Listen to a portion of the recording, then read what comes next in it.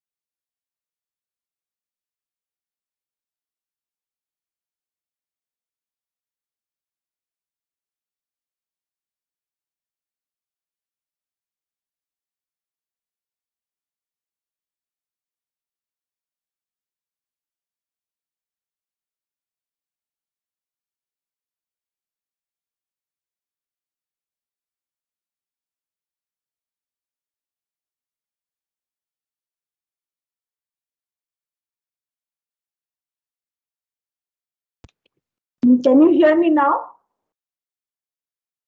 Yes, ma'am.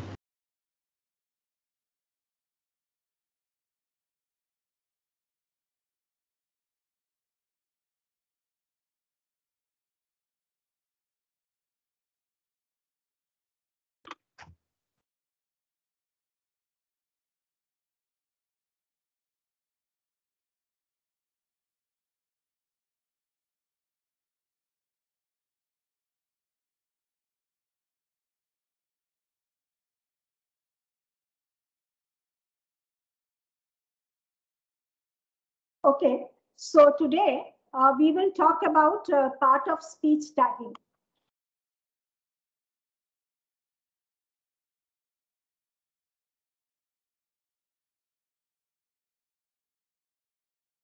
Now, let us look at the natural language processing pipeline, the analysis pipeline. And in the analysis pipeline, in the classical sense, there are several steps.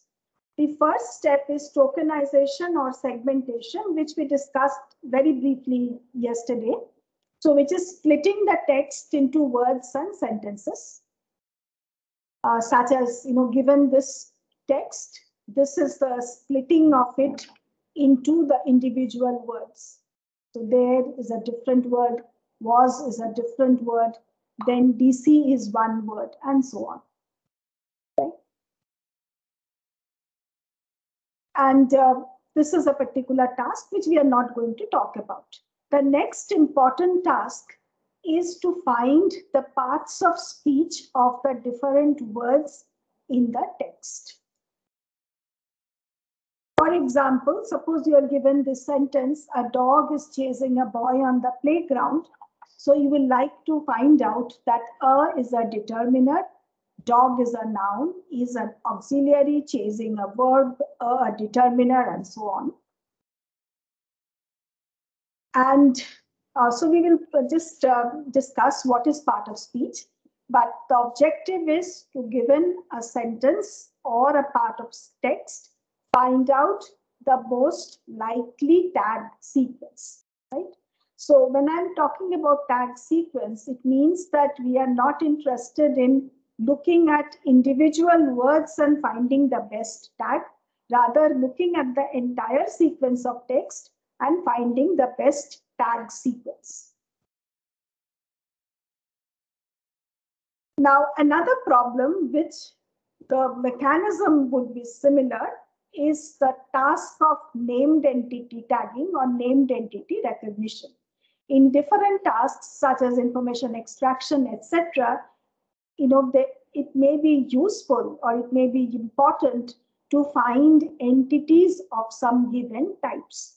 For example, if you want to identify all the names of persons or names of organizations or names of locations or names of hospitals, names of drugs. So identify the entity types which you are interested in, and you want to find out the the presence of these entity types in this documents.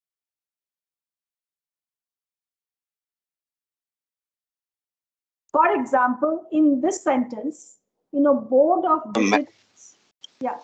Madam, are you showing any screen? I'm not sure because it is showing like.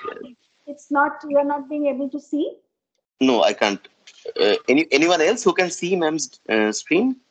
Yeah, it's visible. Yeah, Okay, we then, can see. okay, then let me rejoin. Okay. So for example, in this sentence, Board of Visitors is an organization, US is a location, then Thomas Jefferson is a person, James Madison is a person, and so on. So we want to, given this text, we want to find the most likely mapping to the names in this text. Now coming back to part of speech. So we want to understand what is part of speech. Now when we look at the text in a particular language, we have different words. And these words, they have certain functionalities. And so there has been an attempt since the time of Aristotle to be able to group classes of words or classes of occurrences which have similar functions. For example, let us look at this sentence, the man all the way home, and we have kept this blank. So can you suggest what we can fill up here? What words can substitute here? Walked all the way home. It could be man walked all the way home. What else can come here? Flew. Like he flew all the way. Man flew all the way home. What else? What else can you put here? There are so many things that you can Rushed. put. Rushed. And anything else? Drove all the way home. Drove. Anything else? All are very similar. Went. Huh? Went. Went. Then anything else? Laughed, sang, talked. Slept. So what is common among these words which we can put here?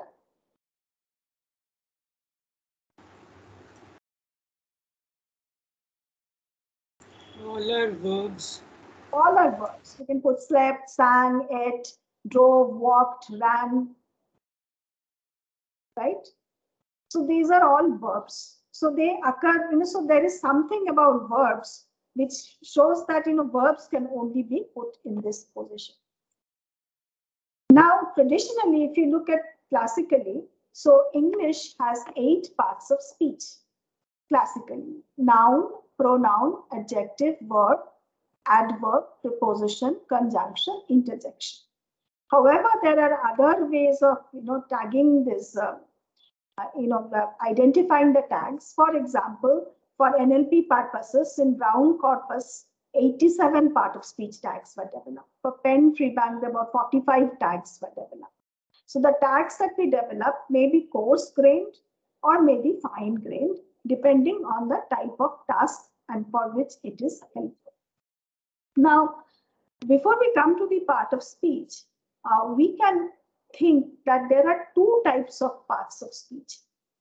So some of these parts of speech belong to a closed class. That is, they have some usually fixed membership and they don't change. For example, determiners in English, we have a, and, the, etc. So there are only a limited number of determiners. Similarly, pronouns, she, he, I, they, their, his. So you can enumerate all the pronouns. Similarly, the set of prepositions, the set of conjunctions, the set of particles. These are closed classes and they are finite. And we do not usually, casually add to this. Of course, if you look at a longer timeline, some of these may get added in a decade or something like that, but usually they are closed. On the other hand, if you look at nouns, verbs, adjectives, adverbs in English, and in other languages, it may be a subset of that or maybe some more classes, they are open because you can add new vocabulary to them more readily. So can you give some examples of nouns, verbs, etc., which have been added in the past few years, or which you can add easily in a fashion that verb, definitely there are a lot of, right? I mean, Googling or unfriend, those kind of things which came recently. Nouns like selfies. Right. So similarly for nouns also, you're going to have Googler. Like Googling can be a verb. But right. Yeah, Googler is a noun. Correct. And there are other types of things. For example, textlish, chomping. So you can keep adding, not only overall, but individually also. We are sometimes creative in constructing these words, right? Using some sort of morphology or based on some common terms. And then there are names which we add very frequently. So nouns, verbs, adjectives, adverbs in most languages. In some languages, one of them may be missing. These are open classes because words for this class can be added more readily. Now, this is a cartoon of Kelvin and Hobbes, which you might like to read.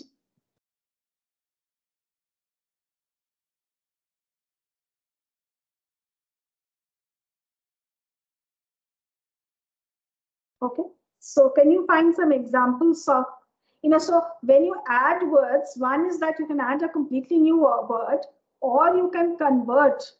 This is called derivational morphology. You can take a word and using that word, you can convert to a word into a different part of speech, right?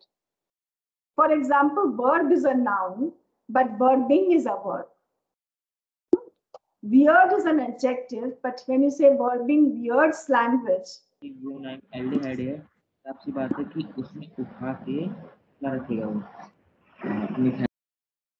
So when you say verbing weird language, can you tell me what is the part of speech for weirds?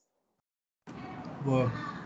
It is a verb in this context, but weird in the dictionary, weird is an adjective, but you can use it in this form and we can understand its meaning.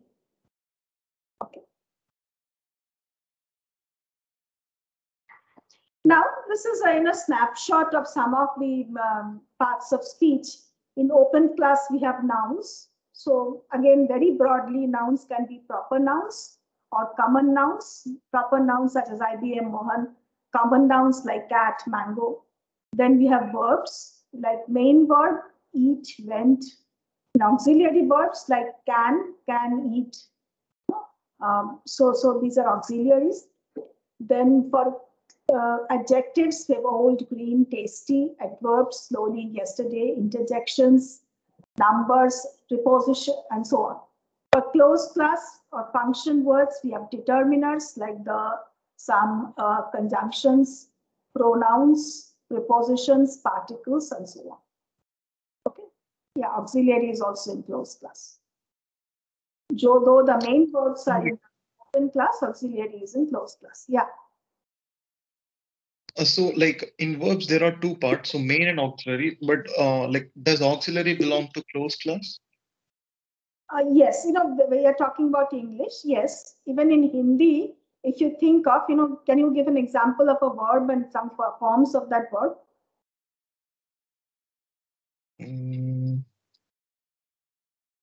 Take a verb in Hindi. Let's say kha, that's to eat. So can you come up with certain forms of the verb? Kha raha hu. So kha raha hai. Now, if you look at kha, instead of kha, you can say googling kar raha hai, right? But raha hai, so that part, that is not changing so fast. You don't add to it. Okay. Yeah. You can add to the main verb. These auxiliaries you do not add. Yeah, right. It makes sense.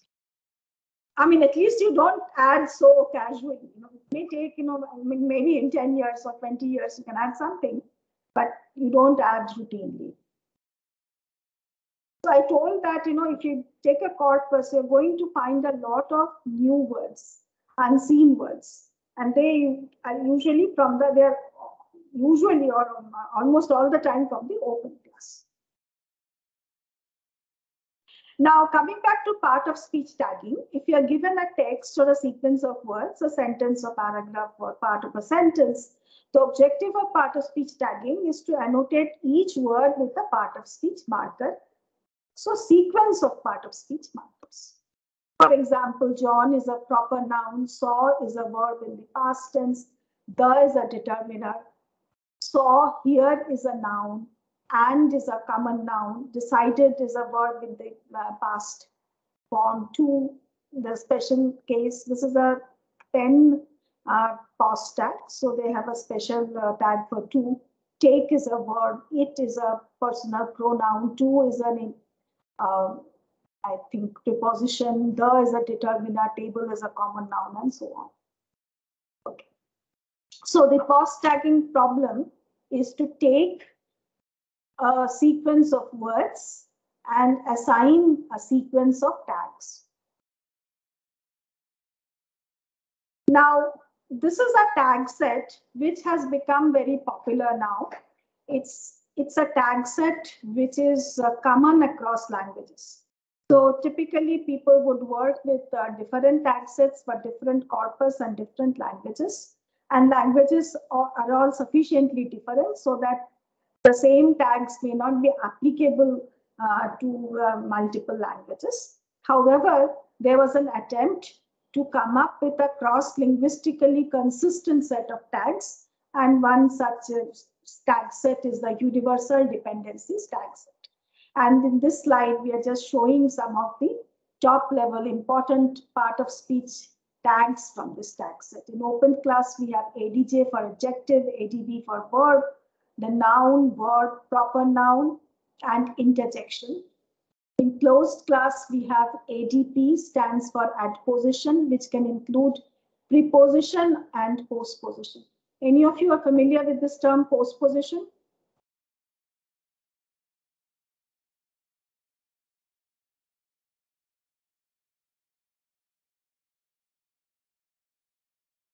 Any of you can tell me about postposition?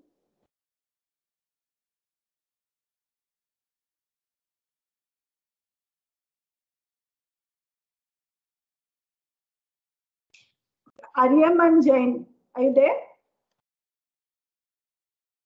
Yes, ma'am. So what is your mother tongue? Hindi. Hindi. So in Hindi, what are the prepositions? Can you think some examples of prepositions?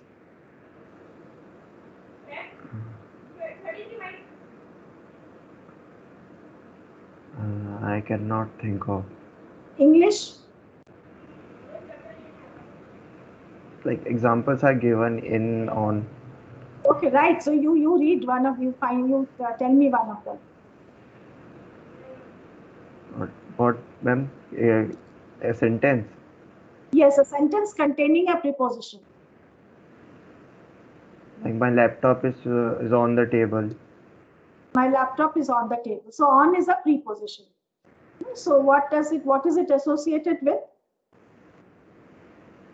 Table. It's associated with a table. Now you translate this to Hindi. Table वो मेरा laptop table के ऊपर रखा है. Right. So what is the corresponding word for on in your Hindi sentence? ऊपर नहीं table के ऊपर. Table के ऊपर. Okay. So what can you say? Is it coming before table or after table? After table. Right. In English, it is coming before table. Before table. So it is put before table. In Hindi, it is put after the word table. Yeah. So postposition. In case of Hindi, it is a right. In case of Hindi, it is a postposition. So anyone else can give me another example from another language of a preposition? My laptop is on the table. How do you translate in another Indian language other than Hindi?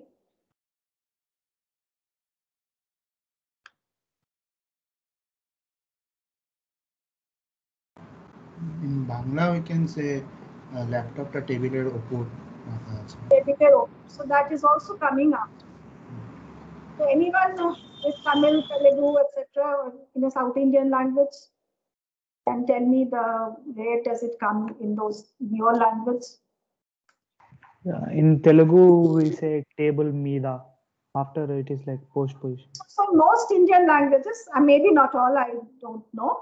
So this type of thing, this type of function, they are given after the object, after the noun or after the verb. So preposition can associate with a noun like on the table. Preposition can also associate with a verb. Right? So can you give an example of a preposition which is associated with a verb? Like the days went by. Went by is actually went by. Yes, let's take some other example. Because went by it's not really, this by is not really a preposition.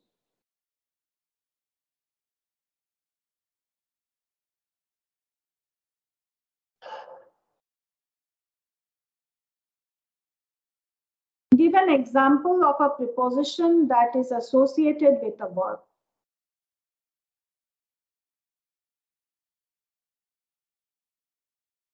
Went by is not a preposition, it's a particle, but that I will not talk about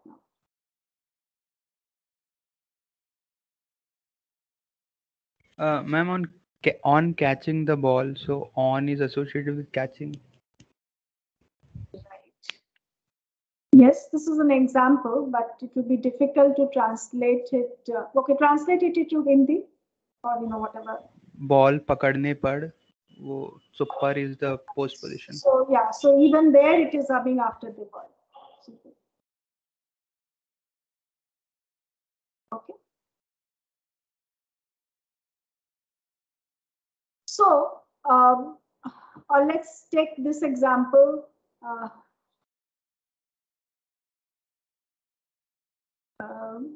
Yeah, so anyway, so this you have got some examples. So some languages they come after, so we call them postpositions. Then we have ox for auxiliary. For example, in English, can, may, should, etc. Then conjunctions, two types of conjunctions, coordinating conjunctions and subordinating conjunctions. Determiner, numeral, particle. Yeah, so this by that you told, no, went by, that's a particle.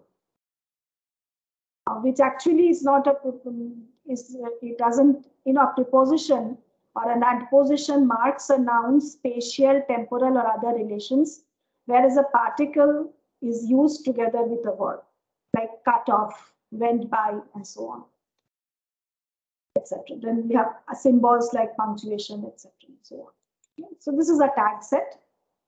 And here are some examples of tagged sentences. And this is also a format in which we often show these different tags. Okay.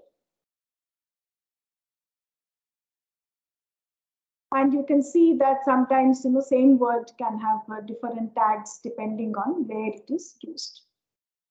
Now, like most other tasks in NLP, there's a lot of ambiguity in part of speech tagging. Here are some examples. Like can be a verb or preposition. For example, I like candy. Here, like is a verb. Time flies like an arrow. Here, like is a preposition. Around can be a preposition, particle, or adverb. Back can be. Yeah. So, can you tell me the back door? What is the part of speech of back here? Adjective. Adjective, right. On my back. What is back? Noun. Win the voters back. Word. In the voters back, it's probably a preposition. Right. Promise to back the bill. Verb. This is verb. So same word can have multiple parts of speech. Another example of the word like. Now, that is why the part of speech tagging task is significant. Given the input, you have to tag the output. And also, there are various uses. One of the uses in pronunciation. For example, the word LEAD. Depending on the part of speech, the pronunciation will be different. For example, if it's a noun, you pronounce it as led. If it is a verb, you pronounce it as lead. And so on. Now let us see how much we can quantify the ambiguity in part of speech tagging. Now, when we talk about words in a corpus, we use these two terms, types and tokens. Tokens are the mentions, the individual mentions. If you have a corpus, suppose it has 1 million words, that is 1 million mentions. So you have 1 million tokens. Type, on the other hand, means what are the unique words. Okay? So out of this 1 million words, there may be 30,000 unique words. Okay, so that is called types. So if you look at, we have looked at these two corpuses. These are some corpus which are standard. WSJ is the Wall Street Journal corpus. If you look at the tokens, if you look at the types, first let's look at the types. If you look at the set of all the words in the corpus, you find that 44,400 have a single part of speech tag, whereas 7,000 have multiple part of speech tag. So which shows a majority of the words have unambiguous part of speech tag. So 86% of the vocabulary of the WSJ is unambiguous, 14% is ambiguous. On the other hand, for Brown corpus, 85% is unambiguous, 15% is ambiguous. However, if we look at the tokens, then we find 45% of the tokens correspond to words which have a single part of speech, whereas the majority, that is 55%, correspond to words which have more than one part of speech tag. In the Brown corpus, it is even larger. 67% of the tokens correspond to words with multiple part of speech tags, which shows that more common words have multiple parts of speech, more common words are shorter, and so on. Now, if we try to do part of speech tagging, for different languages, the challenges are different. For example, in English, pause tagging is a relatively simple problem in the sense that most algorithms, standard algorithms which are used, they achieve about 97% accuracy. Whether you use hidden Markov model, which is a comparatively simpler model, or slightly more sophisticated conditional random field, or more sophisticated BART, you get about 97% accuracy. Even human accuracy is around 97%, because there are very many cases that it becomes very difficult for even a human annotator to understand what would be the correct part of speech. However, there's a very simple baseline, which is 92%. So what is this baseline? If you take each word, suppose for every word you list out what are the possible parts of speech, and you list them according to their frequency. If you say back is 70% of the time noun, 20% of the time verb, 5% adjective, etc. So based on that, if you list them, and for every word that you encounter, if you put the most frequent tag, the accuracy that you get is around 92%, approximately 90%.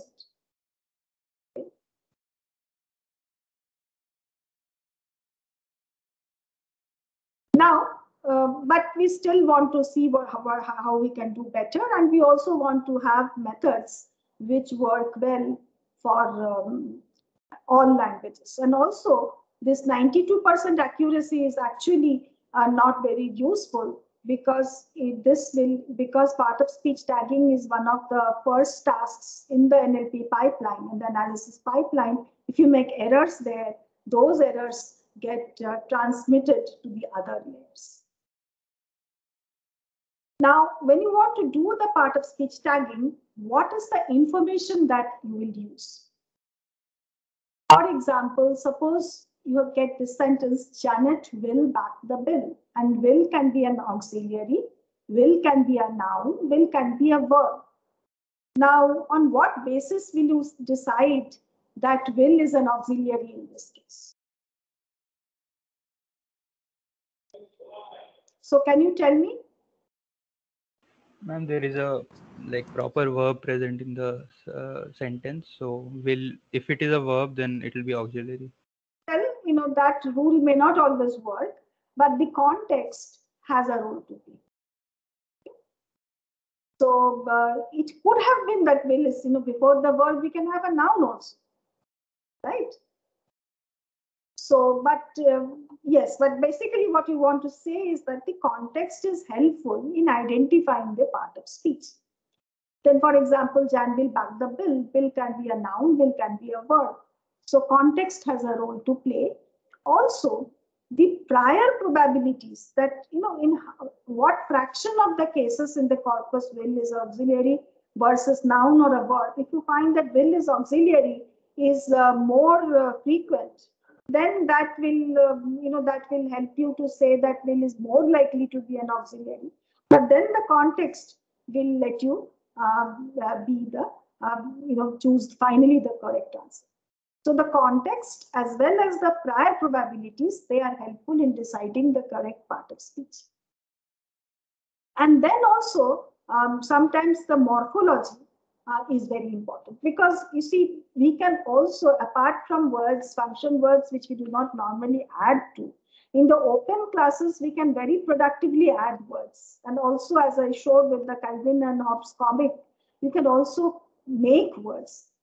And all the words are not dictionary words. And the prefixes, suffixes, the word shape enables us to understand or guess what is the likely part of speech. For example, unable. Un is usually goes with an adjective. Importantly, li usually goes with an adverb. Capitalization is actually usually goes with a proper noun. Similarly, if you look at a drug name or a protein name or a molecular name, there are certain aspects of how the word is shaped that gives you a clue about the type of the or the part of speech of the word. Now, coming up with rules in the earlier part of speech, taggers were rule-based, but they were very difficult. It took a lot of time to develop and they were not so accurate. So today it is standard to use machine learning for post-tagging tasks. And usually people use supervised machine learning algorithms, of course also unsupervised, but for supervised machine learning algorithms, we will need algorithms which work with sequences, right? So that it takes a sequence of words and comes up with a sequence of tags. And some of the machine learning models that work with sequences are the hidden Markov model, conditional random field, then neural sequence models such as recurrent neural networks, and large language models such as BERT based on the transformer architecture. These are some types of supervised learning algorithm which is used for part of speech tagging and other sequence labeling tasks. Now, the learning approach is this, that you get a corpus which is annotated with part of speech. You apply a relevant machine learning model and you get a tagging model. This tagging model is applied to the raw text and you get the automatically annotated text. Now, before we look at some of the algorithms for part of speech tagging, we will also look at another task which is also a tagging task. This is called the named entity tagging task. So what is a named entity? Named entity is usually anything that we can refer with a proper name. This is not actually a good definition because first of all, in Hindi, you do not have, it's not just proper names. It can be names of certain things. For example, names of drugs, but traditionally, let's say proper names like names of persons, names of locations, names of organizations, names of geopolitical entities. And named entities can be multi-word phrases, and it can also be extended to other types of entities like date entities, time entities, price entities, or whatever is useful to you for a given task. Now, the task of named entity recognition is to find spans of text that constitute proper names. For example, if you look at this document, citing high fuel prices, United Airlines said. So United Airlines is an organization. Friday is a time. $6 is a monetary amount. American Airlines is an organization. AMR Corp, they're all organizations. Tim Wagner is a person. Dallas is a location. San Francisco is a location. Now, so how do we represent this? In part of speech, what we did is that every word we assigned a part of speech. But here, as we saw, we have entities which can span multiple words, and there can be two entities, two different entities which are side by side, or 2 words or 3 words or 4 words together can be a single entity. So we need a way to represent that. Also, as we can also just want to mention that in named entity also there is type ambiguity. For example, this paragraph shows that Washington can have different entity types based on its use. For example, the first Washington is a person. Washington was born into slavery in the farm of James Burroughs. The second Washington went up 2-1 in 4-game series. Here, Washington is an organization. Blair arrived in Washington. Here, Washington is a location. In June, Washington passed a primary seatbelt law. Here, Washington is a geopolitical entity. So the same word or same phrase can have different named entity types depending on the context. Now, we want to come up with a notation so that we can go from the phrases to tags of individual words. The first simple attempt is called IO encoding. Right? So in IO encoding, what we do, suppose this is a sentence, Mohit Roy of Kharagpur was admitted to Medica Super Hospital for treatment. So Mohit Roy is a person, Kharagpur is a location, Medica Super Hospital is an organization. And we can say Mohit is a person, Roy is a person, off is not a named entity, O means outside. So I means inside, that is inside a named entity. And because we have multiple named entity type, if we had a single named entity type, we would have used I and O.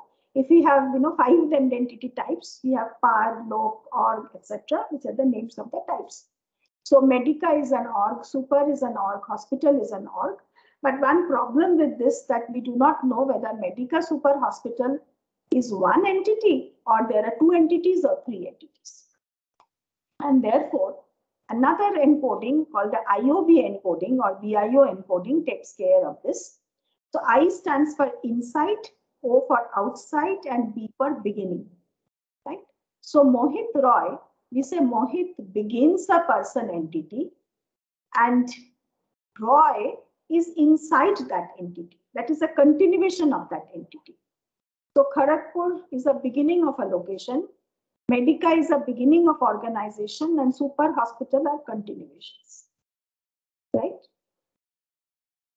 So this is one sort of representation that we use.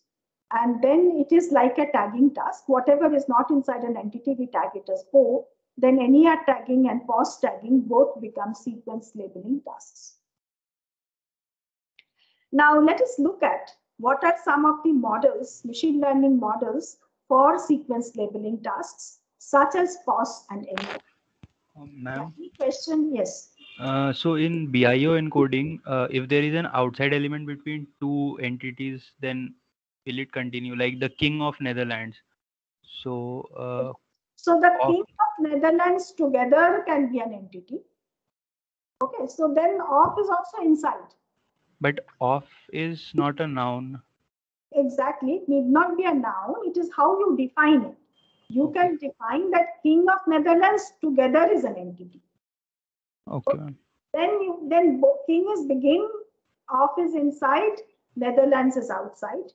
I did not also talk about certain complications. You also have nested entity. So Netherlands is a location entity. King of Netherlands is a position entity. Okay. Okay. You know, Or should it be different? Like king is a different so entity that and is how you define it. So what okay. is, whether king is an entity at all, that is how you define it. Let us say Vidyasagar University. Okay. So Vidyasagar University is a name of an educational institution or an organization, right? Yeah. But this organization, if you look closely, it comes from the name of a person. It's based on the name of a person. So we can have a nested entity where Vidyasagar is the name of a person, but Vidyasagar University is a name of an organization. Okay. So Okay, it ma'am. depends on how you define it. All that we are showing here is the notation. But yes, we do not allow that it continues. Usually when people define entities, they have to be together. But of course, you can split it. For example, let us say Mohit Roy. So we can say Mohit Ambitious Roy, right? So, but that we say that it's inside the entity. It is possible for you to or Mohit Stupid Roy. So we can make up all these things, which is part of language. But I'm ignoring all that. So let us say we have a way. For the sake of simplicity, let us say we have entities which are not nested, which are continuous. Okay, ma'am. Thank you.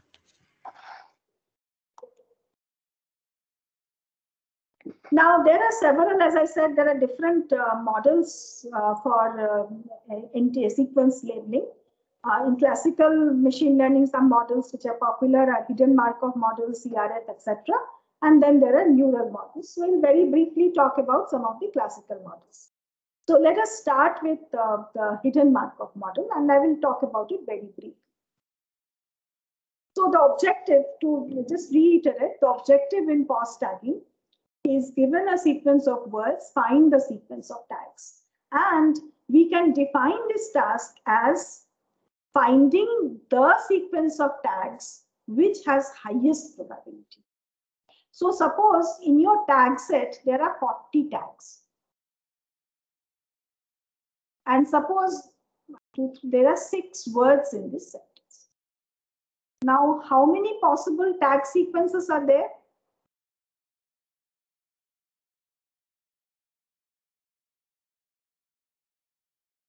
If there are 6 words in the sentence and each word can take one of the 40 tags, how many possible tag sequences are there for the sentence? 40 to the power 6. It's 40 to the power 6. So there are 40 to the power 6 possible tag sequences, out of which we want to find that sequence of tags which has the highest posterior probability given the sequence of words. So we can pose it as finding that, the sequence tagging task is to find that tag sequence T star so that probability of T star given W is the highest.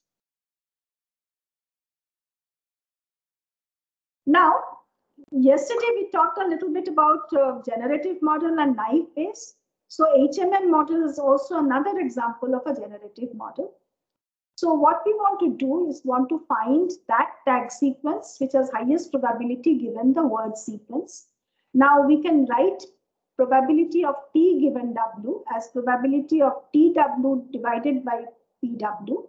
Because the denominator is common for all tag sequences, we can just write it. It is that tag sequence for which the joint probability of tags and words is maximum. And probability TW we can write using conditional probability as probability T times probability W given T. Right?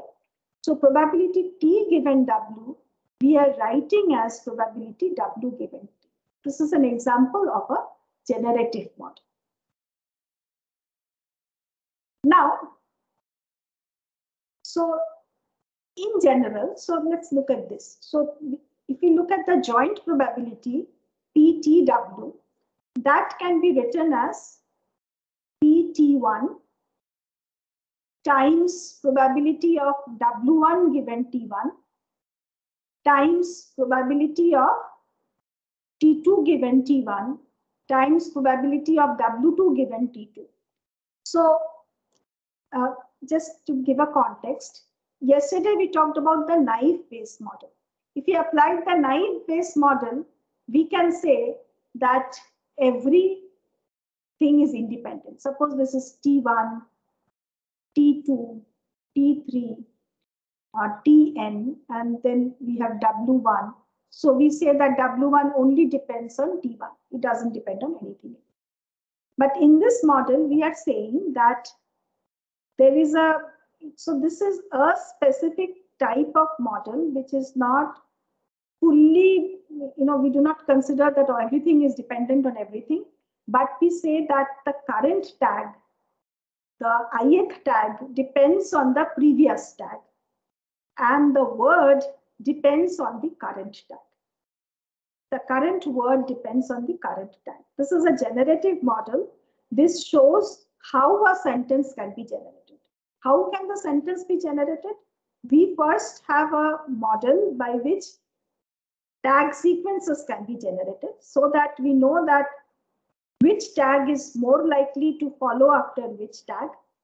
We know that what is the probability distribution of the tag for the first word. And then we have a model which tells that given that the current tag is noun, what is the probability distribution of the next tag? So we have a Markov model on tags. And in a bigram Markov model, the current tag will only depend on one previous tag. In trigram model, the current tag will depend on two previous tags. And we also, but tags are not what we see in the sentence. What we see are the words. We say that the word only depends on the current tag. If the current tag is known, the word does not depend on the previous tag or the previous word.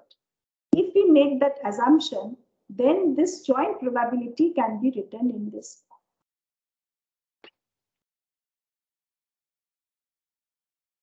So HMMs make certain specific independence assumption.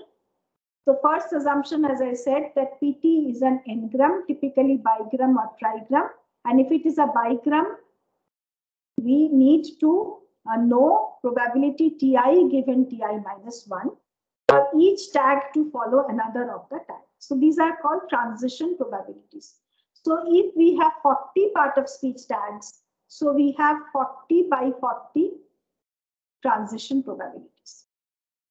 Then we have PW given T, which is called the emission probability or observation probability, which says, suppose the tag is noun, what is the probability that the word will be book, or the word will be will, or the word will be table, and so on.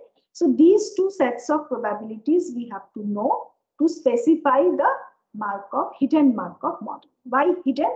Because there is a Markov model on tags, but tags are not known to us. We can see the words, and the words depend on the tags, and the tags form a Markov model. So hidden Markov models can also be considered as a probabilistic automata, where the states of the automata are the different parts of speech.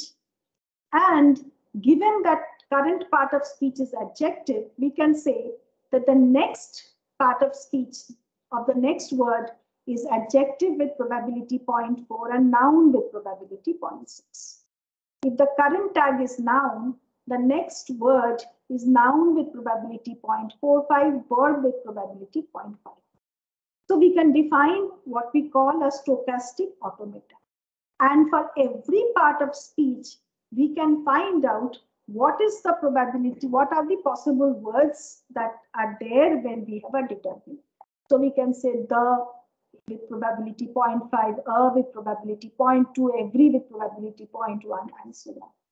So this is how an HMM captures information which is pertinent to part of speech tagging. Any questions?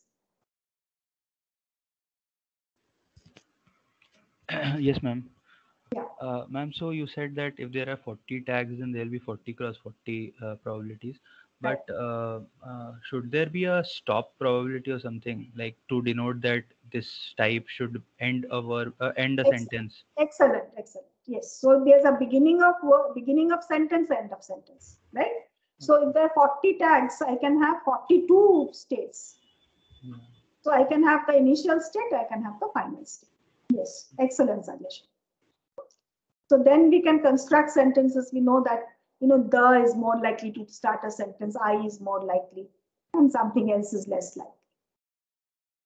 Okay. Yeah, we can add them. Thank you. Any question?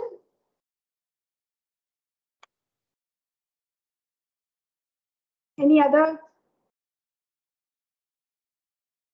Okay, so if we formally define a hidden Markov model, so we have a set of states S1, S2, Sn, which correspond to the possible tags. And as you have suggested, very good suggestion, that if we wish, we can add two other states, SO to indicate start of a sentence and SF to indicate end of a sentence. Right? Then we have a set of possible observations, which is your vocabulary, which are all the words in the sentence, V1, V2, Vn. Then you have a state transition probability, which tells you that given the current tag is noun, what is the probability that the next tag is noun or verb or adjective or auxiliary and so on. And then we have this condition that from noun, if we look at the probabilities of the next state, the total sum of those probabilities will be equal to 1. So this is the set of transition probabilities. And then we have the observation probabilities, which will tell for a particular part of speech tag, what is the probability distribution of the words that can be generated from that tag. So these are my observation probabilities or emission probabilities. So this is my set A, this is my set B, and the total parameter set of the model is the A and B, the set A and the set B. Ma'am, I had a question. Ma'am, so is it possible that with a very high probability, we are stuck at a particular node? So let's say if we have a self loop with a very high probability, so what do we do there? No, we don't do anything. If the data indicates that there is a very high probability that noun will follow noun, we will use the model. So this is the model that we are considering. So given the model, we have to decide, it's not getting stuck or not stuck. If it says that after noun, you always have a noun, then when you do part of speech tagging, you will do exactly the same thing. It is not getting stuck. It is about finding. In fact, this algorithm is actually a very nice algorithm, polynomial time algorithm, where given a sentence, you have to find the most likely part of speech tags. Okay. And if data indicates noun will always follow a noun, you will always tag the next word as noun. That's it. Okay.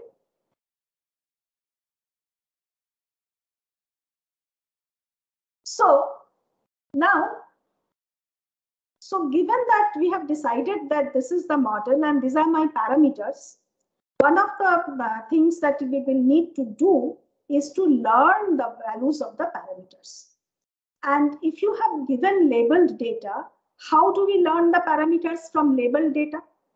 So what is labeled data? You are given a number of sentences, and for each sentence, for every word, you have the correct part of speech tagged. So from this labeled data, you can find the transition probability. Suppose you want to find out the transition probability noun to verb. So you will find out number of times noun occurs and number of times noun verb sequence occurs. Okay. Count of noun verb sequence by count of noun sequence will give you the probability of verb follows noun. Similarly, for emission probability, suppose you want to know how many times if noun occurs, what is the probability that book is emitted. So what you will do is that you will count the number of times noun occurs and number of times the word book as noun occurs. So you can estimate these probabilities from the corpus. and if you wish, you can add some smoothing to make things nice, and then you are ready to use the model. But then how do I use the model? Of course, there is another thing. What if the corpus is not tagged? People also have come up with mechanism where if the corpus is not tagged, still they try to find something like this, but we'll not talk about it.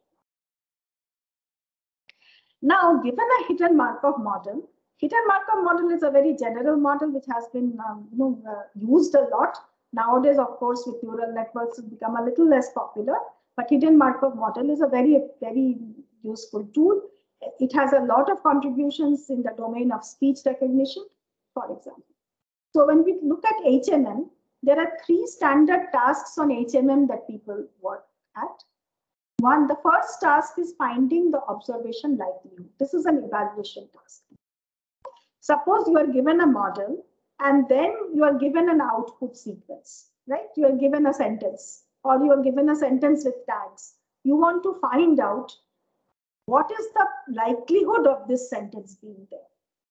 So the similar things we have considered when we have looked at language model. So given a language model, given a sentence, we want to know whether this sentence is likely.